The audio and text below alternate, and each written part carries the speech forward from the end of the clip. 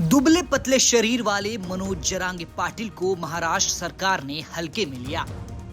चेतावनी अनसुनी की।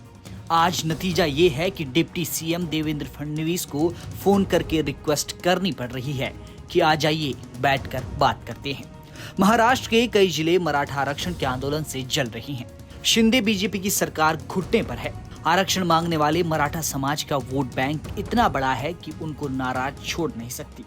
मनोज पाटिल सरकार से मराठा समाज के लिए आरक्षण मांग रहे थे, लेकिन उनकी नहीं सुनी गई, तो 29 अगस्त से वो समर्थकों के साथ जालना में अनशन पर बैठ गए। तबीयत बिगड़ने पर पुलिस ने लाठियां भांजकर आंदोलन को कुचलना चाहा। यही बैकफायर कर गया। जालना की आग धीरे धीरे और भी जिले में फैल गई। मराठा आंदोलन को लीड कर रहे 40 साल के मनोज जरांगे पाटिल टस से मस नहीं हो रहे हैं। मनोज पाटिल को मनाने के लिए महाराष्ट्र के मंत्री गिरीश महाजन और बीजेपी विधायक नितेश राणे जालना पहुंचे। 1 महीने का समय मांगा, लेकिन पाटिल माने नहीं।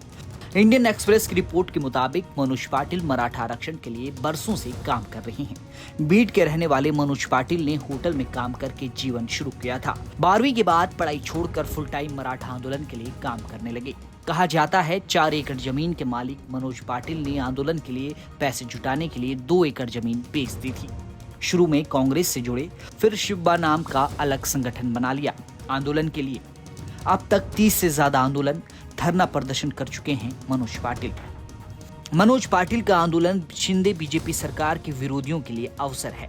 शरद पवार, उद्धव ठाकरे, अशोक चव्हाण, राज ठाकरे जालना जाकर मनोज पाटिल से मिले। सरकार ने दूध भेजे। डिप्टी सीएम फडणवीस ने खुद बात की, लेकिन मनोज पाटिल आरक्षण लिए बिना उठने को तैयार नहीं। सरकार उनको मनाना भी चाहती है।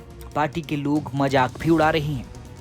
मराठा समुदाय की आबादी 30% मानी जाती है। सबसे बड़ा वोट बैंक माना जाता है, इसलिए बीजेपी, कांग्रेस, एनसीपी सब इसका समर्थन करते हैं। मुश्किल है कि सुप्रीम कोर्ट के आदेश के कारण सरकार आरक्षण दे नहीं सकती। बिना आरक्षण मराठा आंदोलनकारी चुप बैठ नहीं रहे हैं। हर चुनाव से पहले मराठा आरक्षण का आंदोलन जोर पकड़ लेता है। सरकार पूरी गंभीरता से मराठा समाज को आरक्षण देने के लिए काम कर रही है और मराठा समाज को आरक्षण मिलने तक सरकार चुप बैठेगी नहीं। सरकार पूरी कोशिश करेगी ये आरक्षण फुल प्रूफ होगा और उसका लाभ मराठा समाज को देना ये भूमिका सरकार की है। 20 साल से महाराष्ट्र में मराठा समाज ओबीसी आरक्षण की मांग कर रहा है। 2004 में सबसे पहले कांग्रेस सरकार में विलासराव देशमुख के सीएम रहते हुए मांग उठी थी। 2014 में सीएम पृथ्वीराज चव्हाण ने मराठा समाज के नारायण राणे की कमेटी बनाई थी। पूरे राज्य का दौरा करके नारायण राणे ने 16% आरक्षण की सिफारिश दी, लेकिन आरक्षण नहीं मिला। 2018 में फिर आंदोलन हुआ तो फडणवीस सरकार ने विधानसभा से 16% मराठा आरक्षण बिल पास कराया। गड़बड़ ये हो गई कि पहले से लागू 52% आरक्षण के ऊपर से 16% आरक्षण का कानून पास हो गया। इससे महाराष्ट्र में कुल आरक्षण 68% हो गया। मराठा आरक्षण के खिलाफ याचिका लगी तो बॉम्बे हाई कोर्ट ने घटाकर शिक्षण संस्थानों में 12%, सरकारी नौकरियों में 13% आरक्षण फिक्स किया। मराठा आरक्षण फिर सुप्रीम कोर्ट में चैलेंज हुआ तो 2021 में सुप्रीम कोर्ट ने मराठा आरक्षण ही रद्द कर दिया। आधार ये बना कि मराठा आरक्षण देने से 50% आरक्षण की लिमिट टूटती है।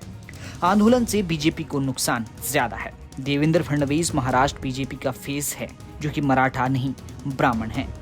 मराठा समाज के अजीत पवार के आने से मामला थोड़ा बैलेंस हुआ था, लेकिन मराठा समाज में जितना गुस्सा फडणवीस को लेकर है, उतना ही अजीत पवार पर भी। अजीत पवार को सरकार से निकालने के नारे उनके ही इलाके बारामती में लगे हैं।